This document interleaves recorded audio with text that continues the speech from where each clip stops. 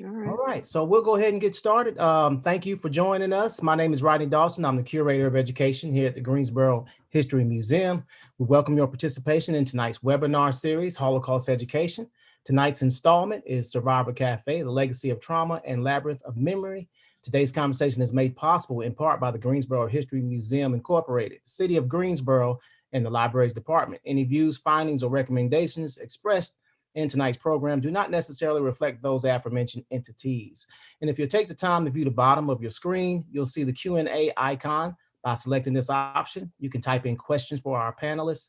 Once you've typed in your question, hit the enter button on your keyboard to submit. We have reserved the latter part of our program to field questions. This evening, we welcome our panelists for the webinar, which will also be featured as an archive in our History Notes podcast section at a later date. However, it will be made available immediately on our Greensboro History Museum YouTube channel. So at your convenience, please visit www.greensborohistory.org and select the tab Discover and Learn when available. But as mentioned, for more immediate viewing, select the YouTube icon at the top of the page to access the YouTube channel. Tonight's panelist is Elizabeth Rosner, author of the book Survivor Café, The Legacy of Trauma and the Labyrinth of Memory. She's a best-selling author. Plus, the San Francisco Chronicle named her book Best Book of the Year. And it's been called breathtaking by Pulitzer Prize winner Viet Thanh Nguyen. And you're also the daughter of Holocaust survivors. So we're honored to have you. Glad that you've taken some time out to join us here in the Tobacco State in North Carolina. And good evening, Ms. Rosner. And let's start by giving you the floor. Thank you so much, Rodney. It's really a pleasure to be here with you. And I want to give a special shout out of thanks to Dr. Kelly Brown, who I know spoke last week so eloquently about her book and who graciously invited me to participate. It's an honor to be a part of this series and to be able to share with you my passion for history and also the particular ways that history becomes embodied and then helps us move from the past into the present and toward the future. So when Dr. Brown and I were thinking about titles for this part of the program, we came up with the title Transgenerational Wounds and Resiliency, How the Past Shapes the Future, because we really both, I think, feel very strongly that even when we talk about subjects as painful and difficult as the Holocaust and genocide, it's really essential to also include an emphasis on what is now being called post-traumatic growth, the possibility that trauma doesn't just cause suffering that can be carried for generations, but it also gives us the chance to transform that into something more healing and potentially even beautiful. And I know that seems a strange thing to say, and I'm hoping that my comments will help you understand what I mean by that by the time I'm finished. I want to start by just letting you know where I am right now. I'm sitting in a room in my father's house in upstate New York, and it turns out that that is not where I would have planned to present to you, but it's the place I'm living right now because I'm here taking care of my 91-year-old father. And as you all know, we're living in a pandemic. So I'm here away from my so-called real life.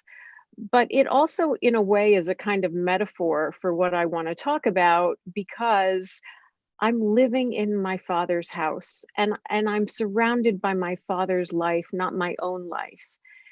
And a lot of what I want to talk about tonight is the way in which, when you grow up the daughter of Holocaust survivors, as I did, the impact and the weight of your parents' lives in some ways feels bigger and more substantive than your own life. That may seem paradoxical to some of you, but I bet there are at least a few of you watching and listening to this who have an inkling of what I'm talking about. And if you have parents or had parents who lived through something epic, monumental, damaging, destructive, violent, life-changing. There's a way in which that history can become so vivid and so larger than life that your own life and the experiences you live through in some ways feel comparatively smaller, comparatively less significant, or less worthy of note. And so as I was growing up, I always had this fascination with memory, not just my own memory, but the memory of my parents. So I was one of those kids who always asked questions. I was always asking, well, when you were my age, where were you? And what was going on for you? And what were you living through? And what was it like all around you? And for my two parents, they had very different responses. My father was really good at finding ways to answer my questions little by little, slowly revealing at different points in my development as a young person about what I could handle, telling me more and more about what it was like to be a young person in Nazi Germany who eventually was deported to a concentration camp, and as a teenager was sent to the Buchenwald concentration camp, which, as you probably know, has become one of the most notoriously famous of the slave labor camps, not an extermination camp like Auschwitz, but a deathly place.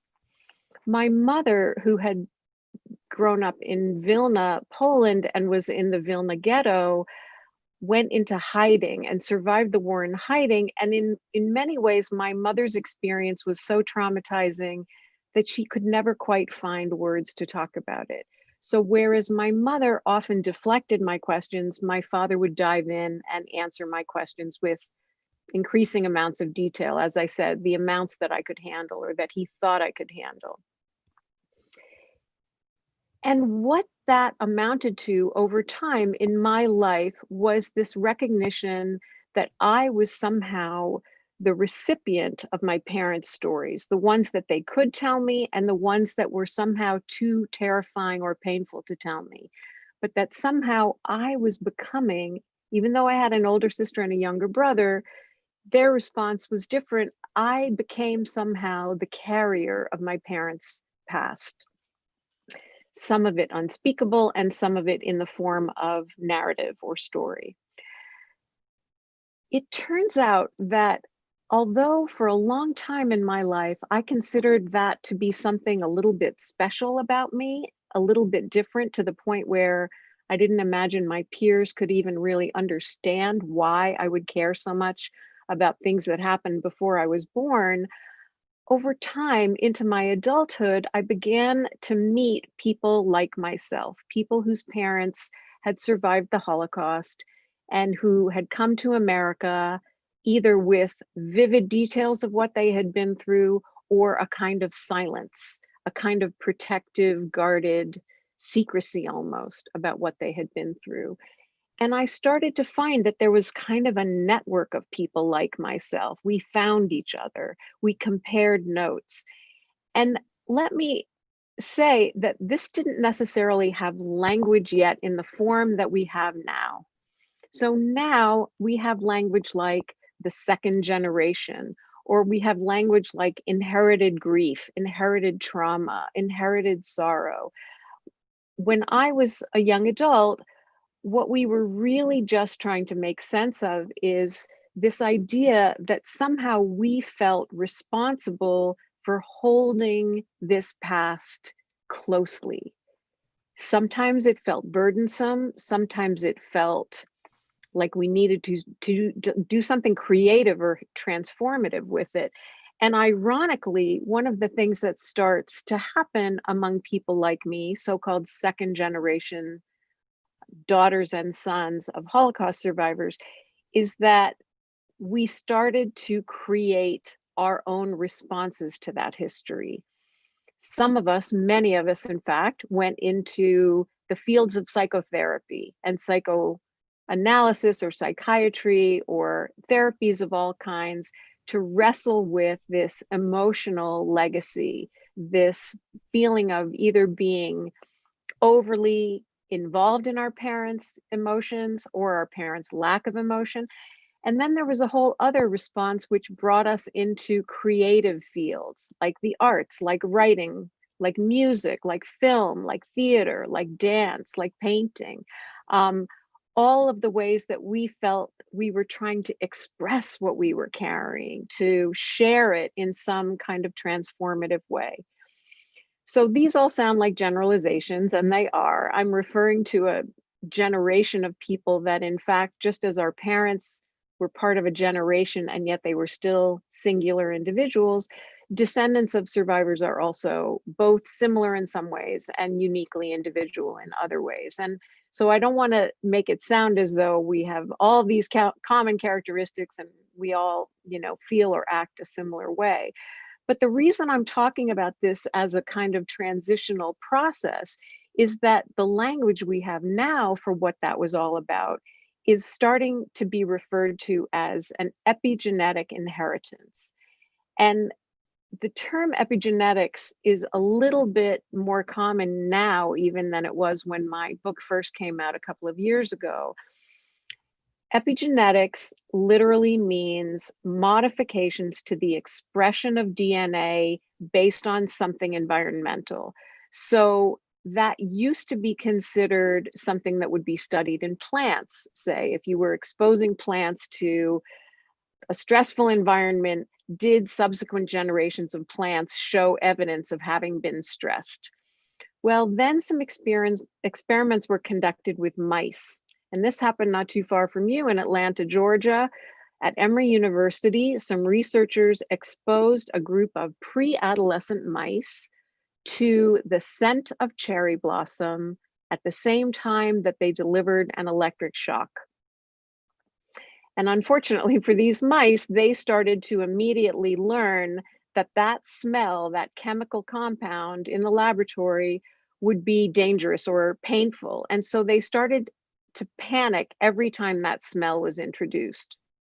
And remember, I said these were pre-adolescent mice. So these mice weren't pregnant and there were no, mice in utero, but they found, these researchers, that 3 and 4 generations of mice later, the first time they were exposed to that smell, they panicked as if they were anticipating pain.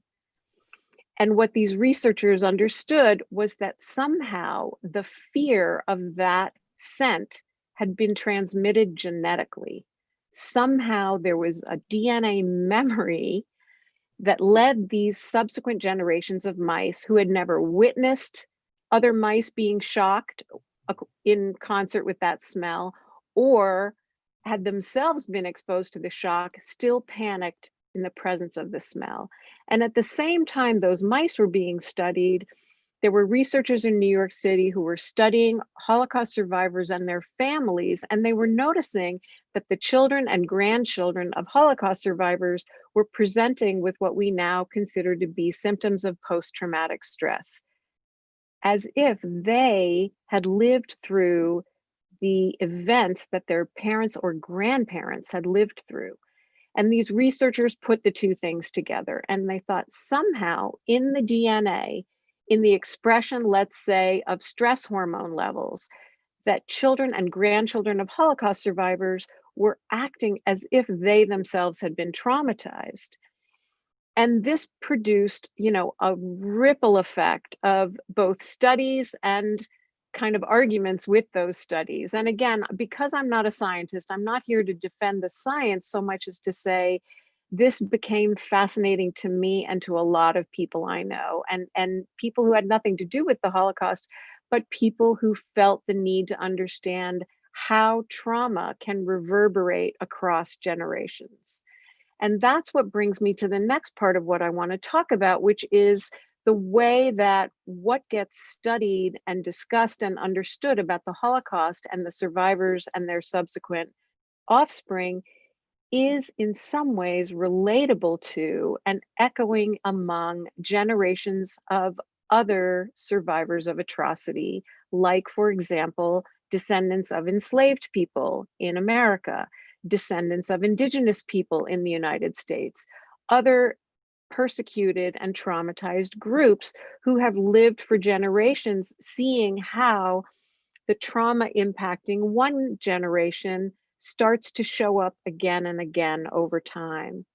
And so then the question becomes, do we consider these wounds permanent? Are they just inevitably being passed on and on and on? Or is there something we can do to address this?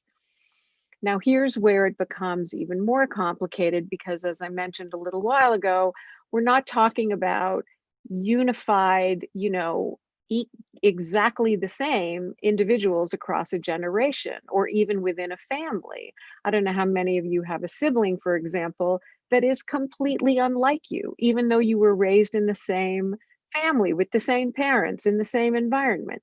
It's very possible to have a lot of differences within a family, within a community, within a culture. But what became really compelling was to look at what are the patterns that emerge? What kinds of experiences of post-trauma start to show up again and again? So, for example, hypervigilance. In me and in a lot of people I know whose parents were Holocaust survivors, one of the messages that was both overt and covert was a message to not trust anyone, or always have a contingency plan, always know where the escape routes are. Some people even grew up keeping suitcases packed at all times or hiding money under their mattresses. And I'm not talking about people who lived through the war or lived through being deported or tortured or violated in some way or losing all the members of their family. I'm talking about people who were born in the United States after the war, long after the war, but who internalized those messages of terror to the point that they felt that they always had to be in a state of emergency, heightened awareness of some catastrophe lurking around the corner. So I can say that gratefully, I don't feel like I live in that state of incessant alarm bells ringing, but I do deeply understand the psychology of wondering when the next terrible thing might happen and what I need to do to be ready psychologically, if not physically. And those kinds of impacts we start to notice across not just generations who survived the Holocaust and their descendants, but generations of people who also had to go into exile for some reason. Other immigrant populations who came to America fleeing a war. For example, people who fled Vietnam at the end of the war in Vietnam, people who fled Central America because there were gangs and massacres and danger for their children and their extended relatives, people who survived being enslaved, and although they were emancipated, knowing that that emancipation was followed by lynching, was followed by Jim Crow laws, was followed by being terrorized in your community, all the way up until the present moment, where we are right now with race in America being a huge conversation because the reverberations from the legacy of enslavement are with us today. So the reason I believe in connecting these dots is to say that what we learn about the histories behind us is a way of saying these histories live inside of our bodies. And whether or not you buy into this relatively new research about how DNA is modified by stress and trauma, I think anyone who knows your family ancestry carries an experience of violence or danger or, God forbid, attempted murder and genocide knows what I'm talking about in the physical sense, in the psychological sense, in the emotional sense. I'm going to take a little break and take a sip of water. Excuse me. I'm also taking a break in hopes that you'll, allow what I'm saying to be absorbed and integrated. It's both complicated and in some ways, I don't know, almost a kind of common sense, I hope, when I start to describe it in ways that that I hope you'll recognize as familiar, if not in your own experience, then in the experience of someone you're close to and someone you know. So, what happens when we start to work with these wounds and recognize that they may not be permanent? They may not be something that we simply have to learn to live with or to accept as part of our inheritance, and therefore something that we ourselves are doomed to pass on. One of the most important things I heard from one of the researchers, Dr. Rachel Yehuda, who studied epigenetic inheritance in Holocaust survivor families, was she said this. She said, if we know that the body's biology can be altered by trauma, then that means the body can change again. That means that our biology can go through other changes and other healing transformations, so that wrestling with that legacy doesn't mean being trapped inside of it or have it trapped inside of us. So, what you may be aware of is even now, new forms of therapy and reckoning with the past are emerging almost daily. There are therapeutic modes that aren't just about the, let's say, traditional form of talk therapy, but that are really beginning to address the physical residue of trauma and inherited trauma, that start to process what we carry, not just in terms of story and narrative, but in terms of emotional residue, in terms of behavior. And I won't list all the different forms of therapies. I'm sure there are probably some people in the audience today that maybe know even more about the newer forms of therapy that directly deal with trauma and epigenetic trauma than I do. That it seems really honestly like, if you pay attention to this subject, almost every week a new article is coming out, a new study is coming out showing how these different approaches work. But the idea is to believe in the possibility of transformation, to believe that really, like when you get wounded physically with a cut or a burn or a broken bone, the body really wants to heal. The body really looks for, or inherently has inside of us, the capacity to heal, the tools for healing, the modes for healing. And they vary from person to person, and they vary from generation to generation. But what we are seeing is that, in fact, the direction is, I believe, toward healing. That gives me hope. That gives me a way of thinking about how history lives around us and inside of us, not only to do harm, which it did and does, but also to provide us with opportunities to embrace what we carry with the intention of resiliency. And I've been told, again, by experts in the subject of trauma, that we don't always know how resilient we are until we're faced with something challenging, something that causes us suffering and difficulty, sometimes life-threatening situations, sometimes just minor or daily stresses. But that resiliency can be developed, resiliency can evolve over time.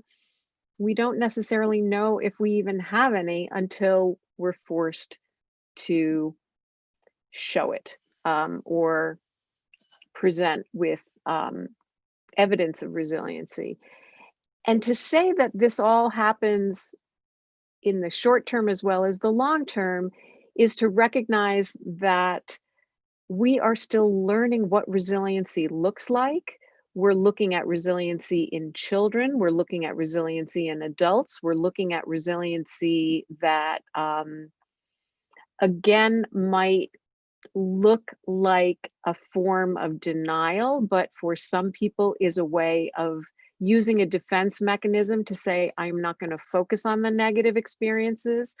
I've heard many Holocaust survivors talk about not wanting to tell their story, not wanting to repeat their story because it re-traumatizes them. Now, somebody might say, well, isn't that avoiding something painful? Isn't that going into denial? Instead, you might think of it as an individual choice to reconcile a painful process with a healing process, and to say, I have choices about how long I hold onto the pain or how long the pain holds on to me. I've I've said many times that one of the most inspiring lines I've heard from a Holocaust survivor that was quoted to me by an epigenetics researcher is, I don't live in the past lives in me. And what that means to me is that this isn't about only looking backwards. This isn't about only reviewing the historical legacies that are both individual and collective, but acknowledging that, okay, I carry something inside of me. How much of me, how much space does it take up? How much of my life am I giving over to this? Well, my personal answer is I've given over a lot of my life to the carrying of my ancestral story, my parents' experiences in the Holocaust. But I've also devoted a lot of my life to sharing the ways that that connects me with other people who have also suffered. So what it has done is expanded my space for empathy, my space for wanting to share and understand you and what have you been through and what's your family story and what is it that you're carrying that I can somehow have compassion for. The ironic thing is that we can become sick with listening to other people's stories, but we can also heal through listening. We can also give each other support and connection and a lifting of burden. So Elie Wiesel famously said, when you're a witness and you tell other people, you make them witnesses too. And so that becomes a question of how much of the sharing of these stories helps make all of us responsible for the transformative healing of the past, not just those of us with a direct family connection to the Holocaust or another genocide or another atrocity, but a sense of collective responsibility that we share an obligation not only to remember the past, but to take it on as our goal of repairing for the future. There's actually a phrase in Hebrew, tikkun olam, which some of you may be familiar with, that literally translates as the repair of the world. And one of the most beautiful images for that kind of repair, actually, in my experience, comes from Japan. And, you know, just a few days ago was the anniversary of the bombing of Pearl Harbor.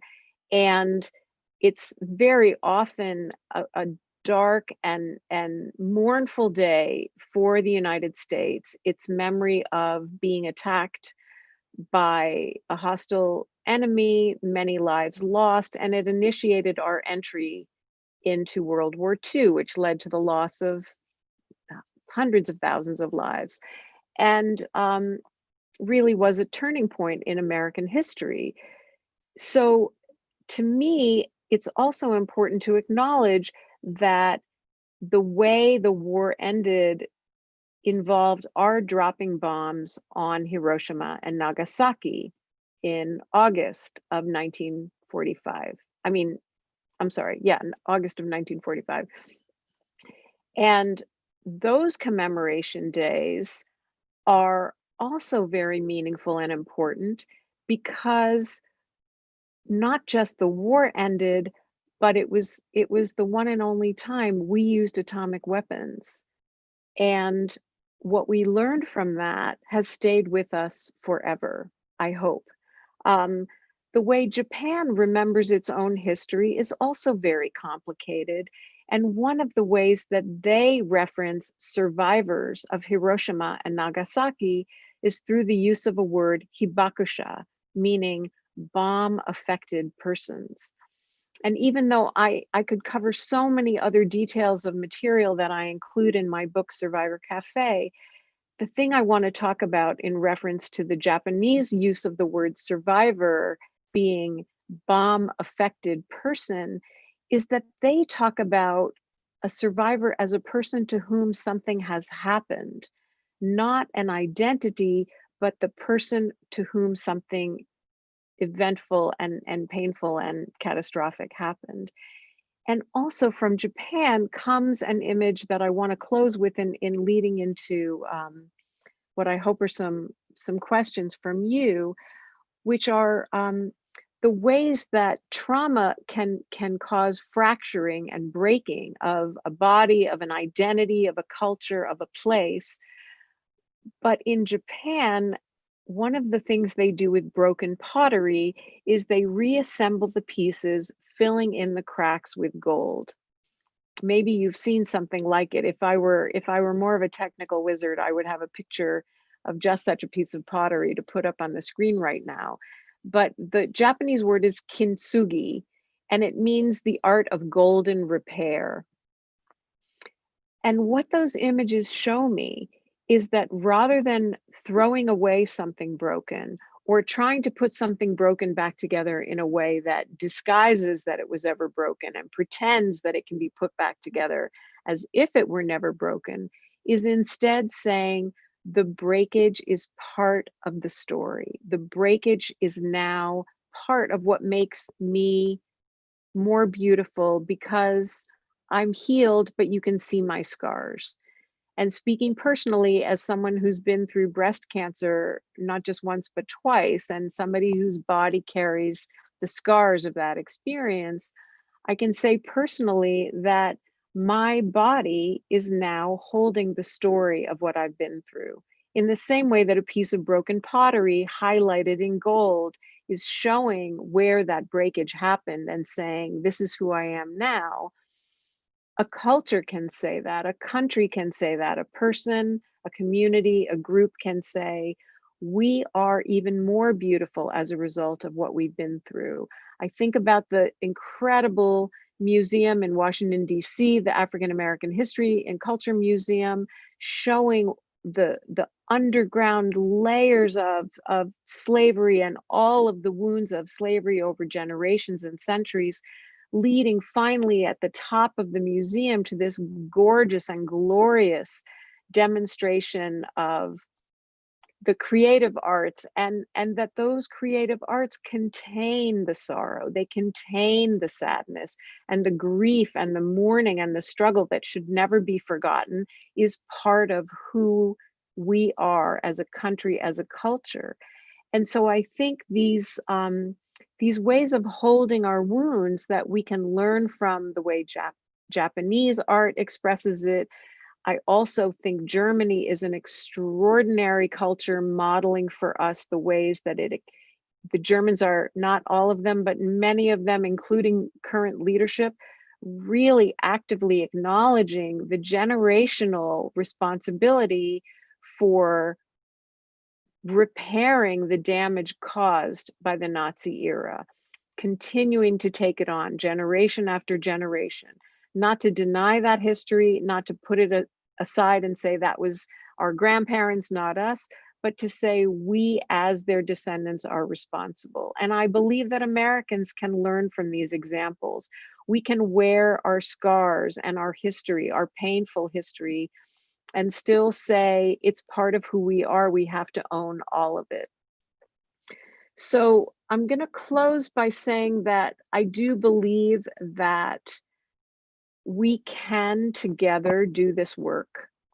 It's not easy, and it's lonely work sometimes on an individual basis, but I think collectively it becomes the most transformative when we do it together. And so among many Jews, the Holocaust feels very enclosed and very separate from everything else. And I don't want to argue against that position, but I don't hold that position. I believe that you can acknowledge the uniqueness, the absolute uniqueness of the Holocaust, the absolute uniqueness of the history of African American enslavement in this country, and the uniqueness of the Japanese experience of having bombs dropped on civilian populations, and the uniqueness of the war in Vietnam and the soldiers who fought there and came back with PTSD, that these experiences are unique, but they can inform each other. We can see echoes and the familiarity that we share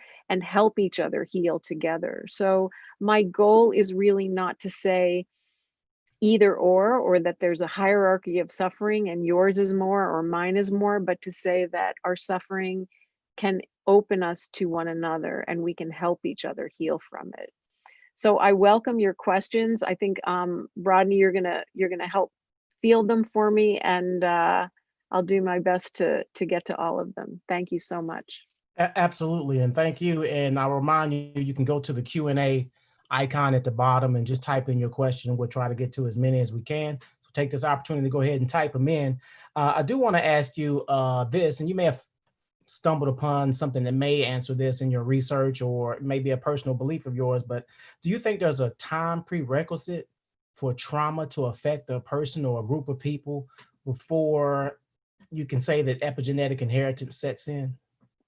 You know, it's a great question, and I think there's so much we still don't understand about, like, where in the body this happens, when it happens, how long it lasts, how early does it take place. I'm guessing that some of you, maybe not you, Rodney, or maybe you already have heard of this. There's something called ACEs now, ACEs, and it's a measurement of what's called adverse childhood experiences.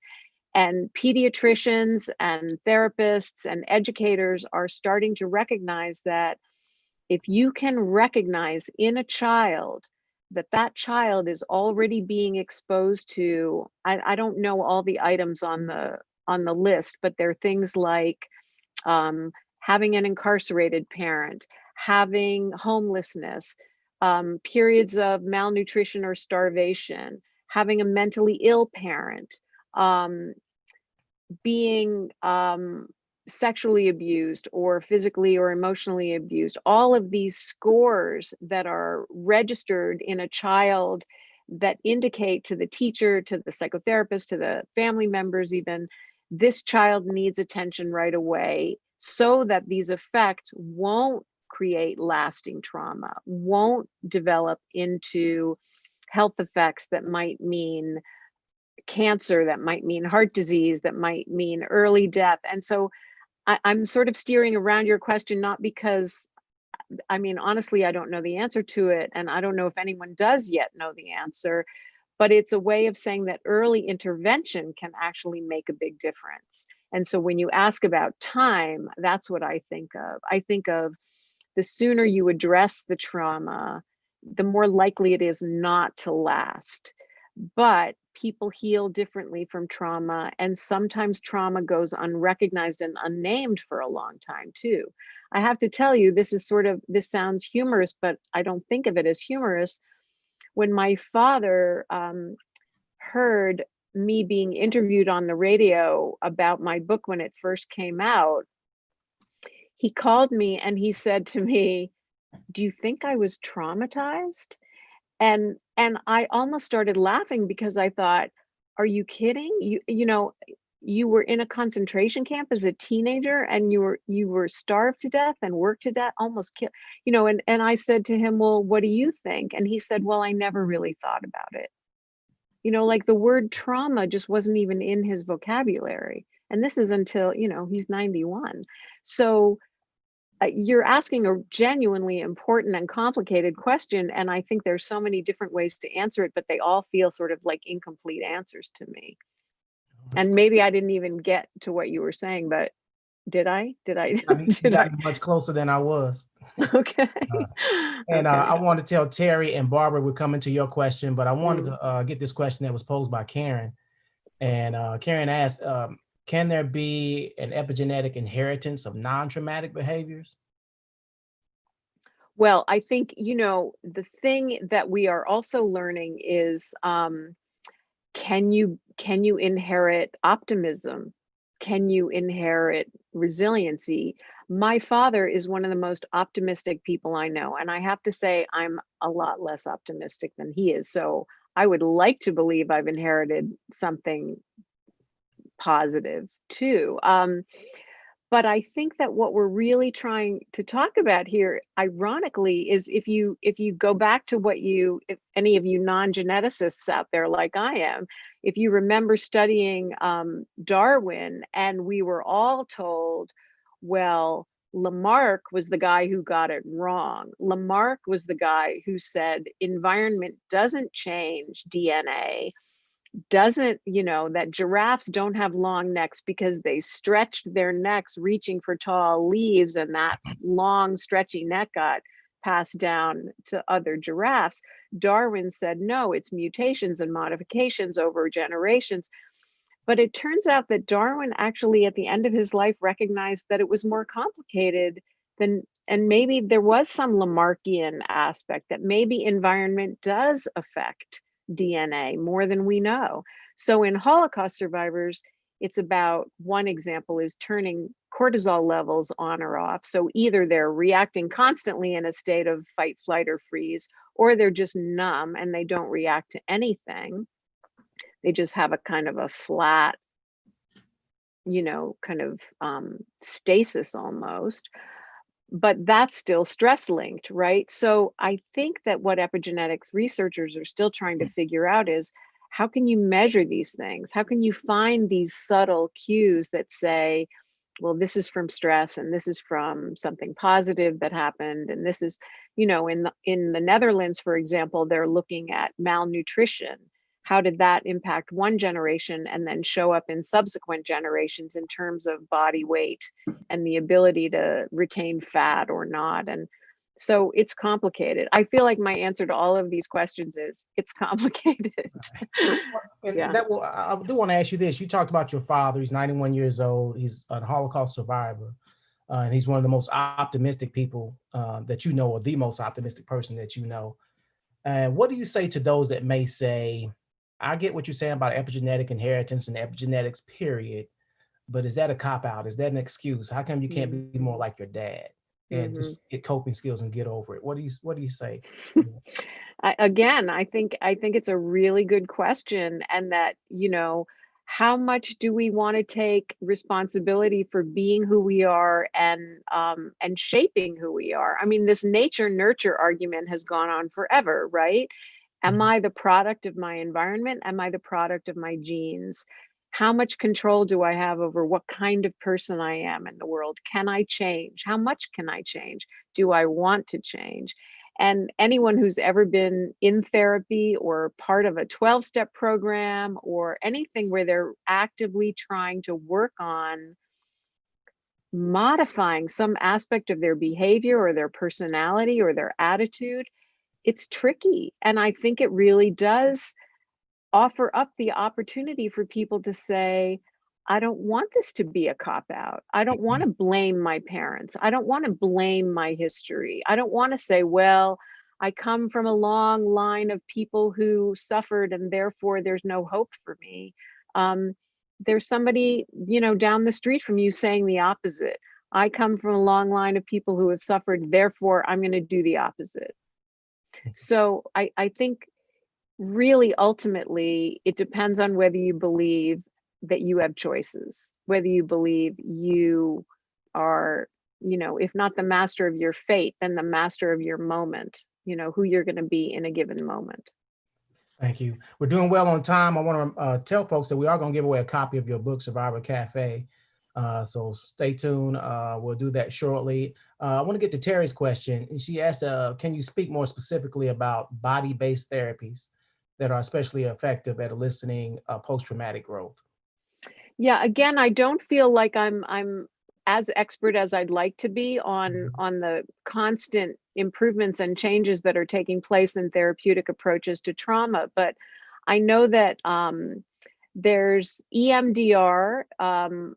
I'm not even sure I remember what that acronym stands for. EMDR. It has to do with eye movement therapy. Some work with eye movement that is sort of reprogramming some of the neurological wiring that people with trauma have embedded in their neurology. There's also something called somatic experiencing, or SE, that's again very body based. the thing that I find so interesting is if you study anything about the limbic part of the brain, which is the part of the brain where our emotions are derived or reside, there's a lot of effort now to aim directly at the limbic part rather than the cerebral cortex, which is where all of our thinking and planning takes place, and to kind of address where the emotional triggers are and how you can, again, rewire those or redirect the signals. And I think sometimes, honestly, what's going on is it's not necessarily addressing that first immediate reaction that happens so fast you maybe can't do anything to change that, but it's about that second reaction. And that's sort of what I was saying to you, Rodney, a minute ago, that, you know, if I pause between my first kind of panicky reaction and my calmer second reaction, which is, oh, okay, no one's trying to kill me right now. They just didn't like what I was wearing. You know, they just said something that hurt my feelings, but they weren't aiming a gun at me. You know, my first reaction might be much more melodramatic and panicky because that's how I'm wired. But I don't have to stay with that first reaction. And so I think a lot of these therapies are trying to address not just that you're thinking your way through it, but doing breath work, doing movement. There's psychodrama, which is using acting techniques and improvisational techniques to work with enacting stories and rewriting stories. So there's a lot going on that is physical based, body based work. All right, I'm looking it up and I'm showing EMDR, eye movement, desensitization, and reprocessing. That sound right? Thank you. Yes, eye movement, desensitization, and reprocessing. Thank you so much. No See, problem. it takes a village. Oh, Thank absolutely. you. So your father's genetic makeup that helped him survive the concentration camp, do you believe you inherited that trait? You know, really interesting. I know that I have a lot of tenacity. I have a lot of strength of will, and I can say that, you know, even now, spending time with my father, who at 91 is, you know, in many ways very physically frail, but super determined to stay here and to stay present. Um, Whether there's a genetic component to that, I don't know. Whether it was something I learned from watching him, from listening to his stories. You know, when I was 15, which was the age he was when he was deported to Buchenwald, I was writing a paper for an English class about someone I admired. And I asked him, I was writing about my dad, and I said, how did you get through it? How did you make it through psychologically day after day in the concentration camp? I probably didn't ask it in that sophisticated way. I probably just said, how did you live? How did you do it? And he said, every day was so awful that I had to believe that the next day had to be better. Okay. And I just thought that's the definition of optimism. So I want to have at least a portion of that in my life. Thanks. I'm with you. And this is a comment, as Manny has this comment. I hope I pronounced the name correctly. But everything you describe hits the experience of their experience of childhood in a family that was lucky to get out early. I am grateful for how you hold these issues in a personal context along with research. This perspective deepens my self-compassion and allows me to trust that I can be and offer what I came to this life for. And I just thought I thought it important to That's read that beautiful. because Thank you. kind of the thoughts I got as you were talking. So Manny encompassed that. I That's was able to beautiful. articulate it. Absolutely. And thank you, Manny. And I also see that Barbara has provided a link to that, an image of broken pottery. And I don't know if there's a way that Glenn can pull that up on a screen or show it to us so that people can see what I was talking about. If not, then people can look it up themselves. But the word is kintsugi, KINTSUGI. And the other reference I want to make, in addition to that, if I have time, or do we have other questions? You have time Oh, thank you, about a minute? Glenn. You did it. Beautiful. Thank you, Barbara, for that link. And thank you, Glenn, for bringing it up. The Art of Precious Scars. So can you see why I think that's such a relevant way of thinking about the way trauma lives with us and around us and inside of us, but can still be, you know, a demonstration of beauty. Thank you so much. The thing I was wanting to mention, because speaking of gold, filling in scars, there's an artist in Germany who is, he's devoted all of his work to laying what he calls Stolpersteine, or stumbling stones, in cobblestones throughout Europe in front of buildings where people were deported and murdered.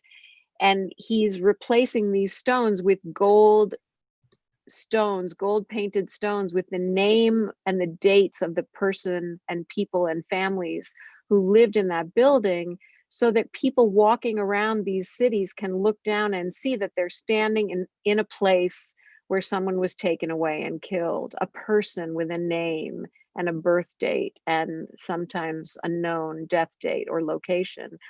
And the reason I mention that is because it connects with Brian Stevenson, who's doing this incredibly important work in Montgomery with lynching sites and pulling dirt from each place where a known lynching took place to again acknowledge that the earth itself holds the scar. There's a chapter here of the EJI, which you talk about, Brian Stevenson. There's a chapter here of the Guilford County Community Remembrance Project that's doing that very same thing for the lone documented lynching in Guilford County, where we are, of Eugene Harrison. So I am so glad to know that. Thank you. And thank you for saying his name. I really think this saying of individual names is so crucial to our remembering that these mass atrocities kill one person at a time too. Even when you think about the Holocaust and this enormous number, 6 million, or the countless millions of people who died in the Middle Passage, you know, being transported from Africa to the United States, the countless people who died in wars throughout generations, this idea to remember them one name at a time, and the victims of lynching to be named, is such a restoration of their humanity. It's so critical. And we did back in August, we did a webinar on that very topic called Remembering a Lynching. So thank you for that. Sue Simmons also, I'm gonna say this and then we'll give away your book. She's applied to have, Sue, I'm gonna mess it up, Stolperstein, yeah. Set for her father and his family in Berlin.